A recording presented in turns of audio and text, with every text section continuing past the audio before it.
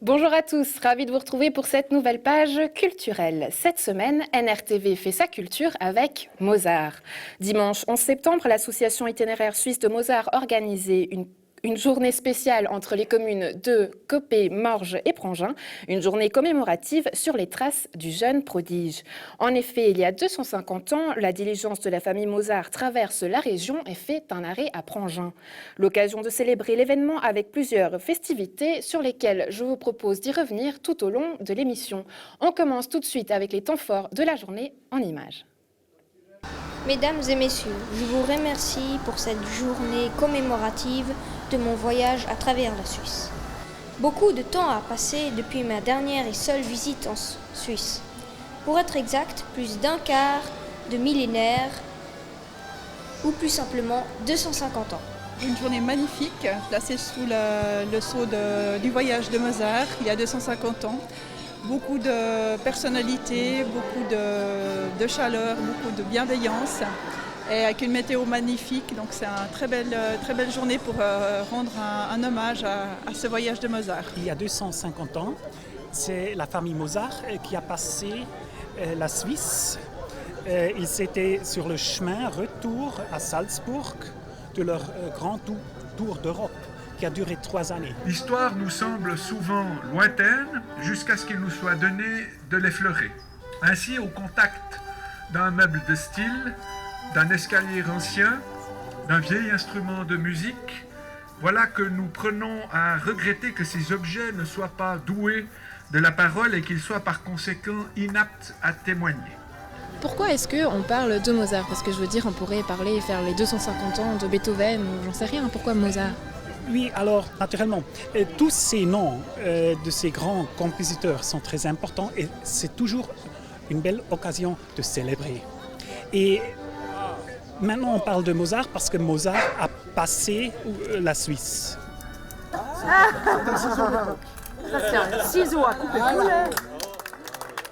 En son temps, le trajet de Genève à Lausanne m'avait pris avec ma propre diligence 11 heures, arrêt à Prangin inclus. Aujourd'hui, le trajet en Intercity prend plus d'une demi-heure seulement.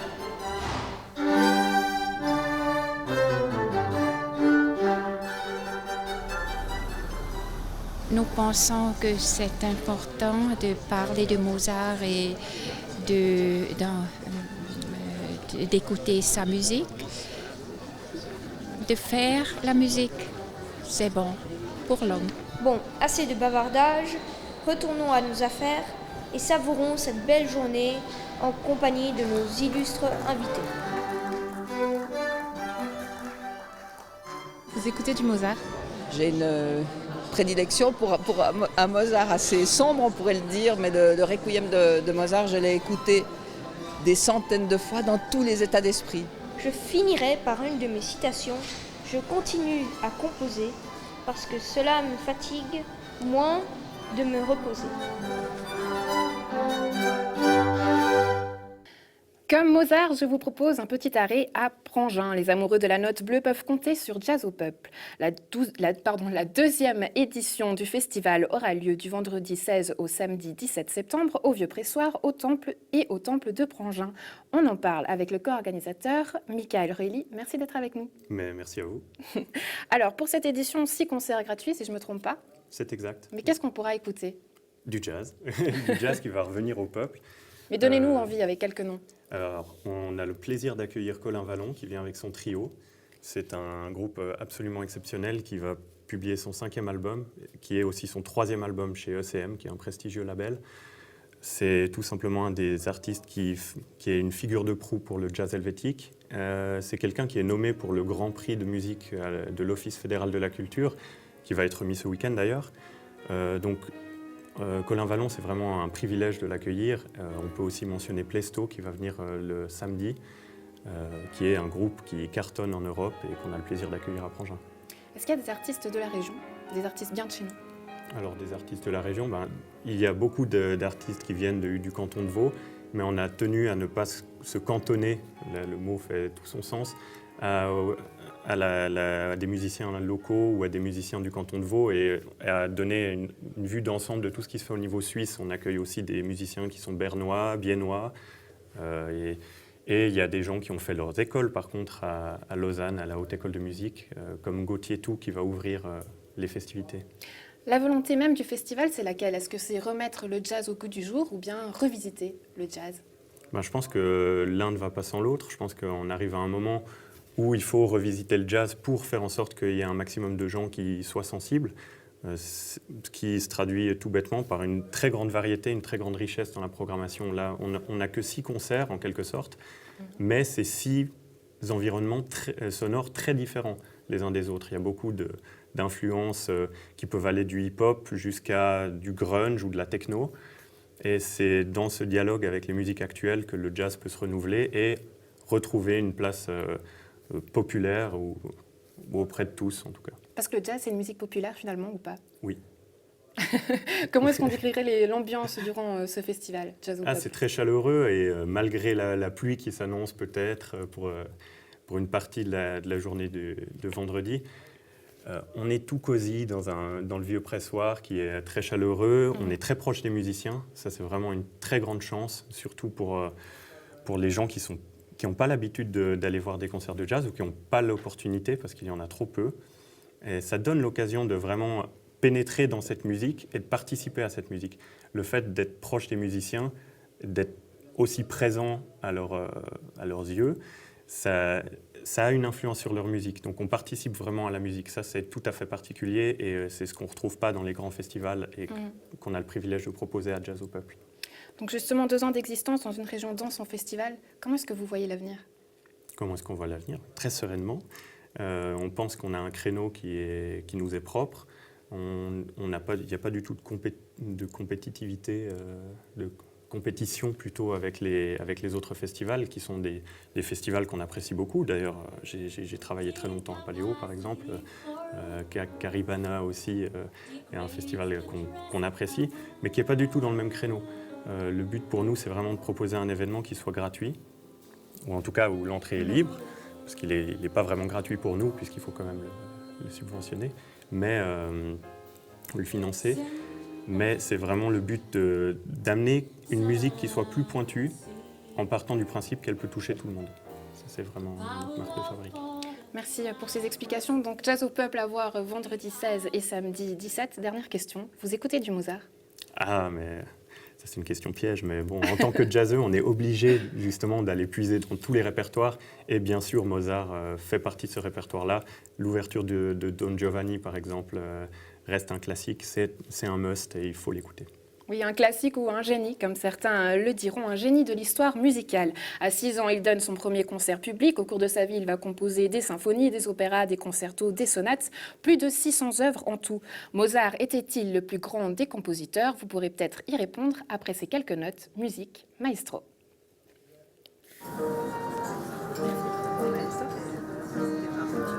Parfait. Oui. Parfait. Non, ça a été, je pense. Mais j'avais pas le... Pourquoi Mozart était un génie en termes de musique? Déjà, c'était un enfant prodige. Depuis très jeune, il s'est produit en public dans toute l'Europe. Et aussi d'une autre manière, il était très novateur dans ses écrits et très impertinent, on peut dire. Naturellement, aujourd'hui encore, les œuvres qu'il nous a laissées sont tellement importantes pour l'histoire de la musique et pour la musique d'aujourd'hui encore. Tout le monde pense toujours que Mozart a écrit que de la musique joyeuse. Et donc ça donne une certaine image et on profite de quelques mots pour caractériser cette musique. Mais naturellement, c'est beaucoup plus compliqué. Il ose des caractères qui étaient un petit peu pas forcément naturels à l'époque où c'était vraiment beaucoup de la musique d'église.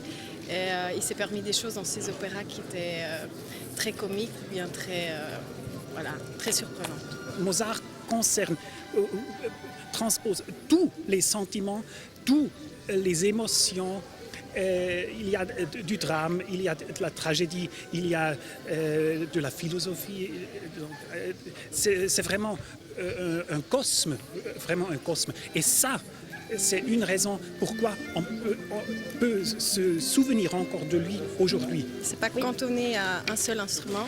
Il a aussi beaucoup écrit pour l'orchestre, pour les chanteurs. Donc il était vraiment voilà, un grand musicien et pour tous.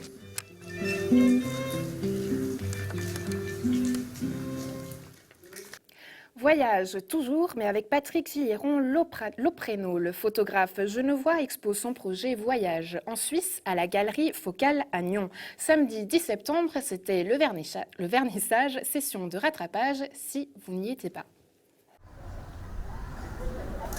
Bonjour, bienvenue à la Galerie Focale. Je suis le photographe qui a réalisé cette exposition Voyage en Suisse. C'est un travail documentaire sous forme d'errance à travers la Suisse, entre guillemets des périphéries. C'est un travail qui est constitué d'une vingtaine d'images, autant de paysages que de portraits, des portraits posés, des portraits pris sur le vif. Ce travail a été réalisé essentiellement en pellicule argentique et en noir et blanc. C'est une photo que j'ai faite à Yverdon, c'est en couple de gens toxicomanes qui se sont laissés approcher et il y a une sorte de... J'aime beaucoup cette photo parce qu'il y a une espèce de spontanéité, de joie, donc en même temps il n'y a pas il me semble, de voyeurisme et l'image est assez émotive et spontanée. Et c'était... aussi le but de ce travail, c'est de pouvoir insuffler de l'émotion dans un travail documentaire. Ensuite, ça, c'est une photo qui me plaît beaucoup. Ça montre une zone agricole, mais ce qui me frappe, c'est la régularité de ces lignes. Et je pense qu'il y a pratiquement qu'en Suisse qu'on peut avoir des lignes aussi droites et parfaites. Donc il y a quand même une volonté toujours de contrôler même les campagnes, la nature, et ça c'est très suisse. Alors lui, je l'ai rencontré par hasard en Valais. Ça c'est une photo, un portrait posé, donc j'ai demandé à la personne si elle voulait bien poser pour mon projet. Et ce qui est flagrant, c'est que c'est quelqu'un qui vit en Suisse. Je pense que cette personne doit avoir des origines latines, et en même temps il a vraiment cet air d'Indien. Donc c'est ce mélange qui m'a vraiment frappé. Et le mettre à côté de cette maison américaine qui se trouve entre Morat et Fribourg, je trouvais qu'il y avait un sens aussi, on va dire, plus esthétisant dans le cadre de l'exposition. Et le côté, on va dire, graphique, esthétique, esthétisant des images, est aussi important pour moi dans ce travail. C'est pas seulement du travail documentaire brut, mais j'avais quand même une volonté de soigner une certaine composition par rapport à cette image. Je l'aime bien aussi à cause de cette courbe qui contraste avec la hauteur rectiligne du bâtiment. Voilà une autre petite image beaucoup plus émotive. C'est sur la route pour aller vers Estavayer, dans la campagne. Et c'est une photo qui a été prise à travers la vitre, une vitre sale dans l'abribus. Et il y a tout un élément graphique de nouveau sur les courbes, les lignes. Et on va dire que c'est comme cette volonté de garder une émotion dans l'image, qui est comme une énergie en fait, qui pour moi est très important. C'est quoi le fil rouge de toutes ces photos ? Le fil rouge, c'est une volonté documentaire de montrer l'envers du décor d'une certaine Suisse méconnue, montrer en métissage aussi de gens de toute origine, de tout horizon. Et l'élément clé, c'est de montrer une Suisse, on va dire, qui cache sa pauvreté. Et c'est l'idée de ce travail, de cette exposition, c'est de mettre en avant des gens qui sont trop souvent cachés ou laissés dans l'ombre. Autrement dit, ça veut dire qu'à travers vos clichés, vous avez voulu casser les clichés de la Suisse avec ses petites vaches, ses montagnes, etc. Oui, complètement. C'était vraiment d'aller au-delà du chocolat, de la vache et puis de la carte postale, Et même de traiter ce sujet en noir-blanc, c'était une manière aussi de ne pas aller dans ce cliché-là. Voyage en Suisse, une exposition à voir à la Galerie Focale de Nyon jusqu'au 30 octobre. Retour sur les traces de Mozart. L'année 2016 célèbre, vous l'aurez compris, le 250e anniversaire du voyage de la famille Mozart à travers la Suisse et le 10e anniversaire de l'association itinéraire de Suisse. À l'occasion de ce jubilé, la petite stèle Mozart de Morges a été remise à la délégation de Schleitheim. Explication. Il y a 10 ans maintenant que nous avons commencé à faire visible l'itinéraire suisse de Mozart entre Dardani et Schleitheim. Dardani, c'est le lieu de la frontière française et Schleitheim, le lieu de la frontière allemande. Et nous avons mis maintenant 18 stèles commémoratives à Mozart et 5 stèles seront inaugurées encore cette année jubilée. Que représentait cette stèle qui est passée de main en main, d'endroit à endroit? Alors, d'une manière symbolique, c'est un petit peu le passage de témoin. C'est qu'au fil des routes, au fil des étapes, le flambeau se transmet. Cette passion pour la musique de Mozart, pour l'œuvre de ce prodige musical.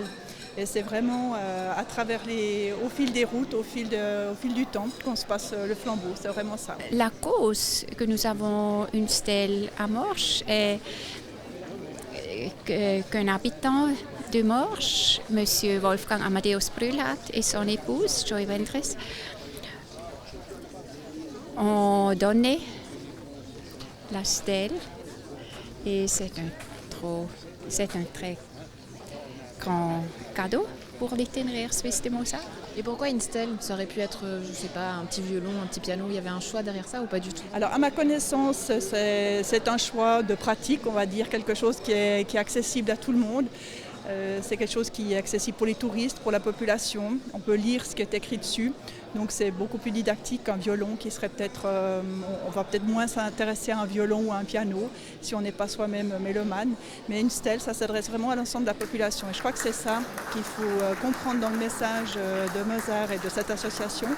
C'est que la musique de Mozart, elle parle à tout le monde.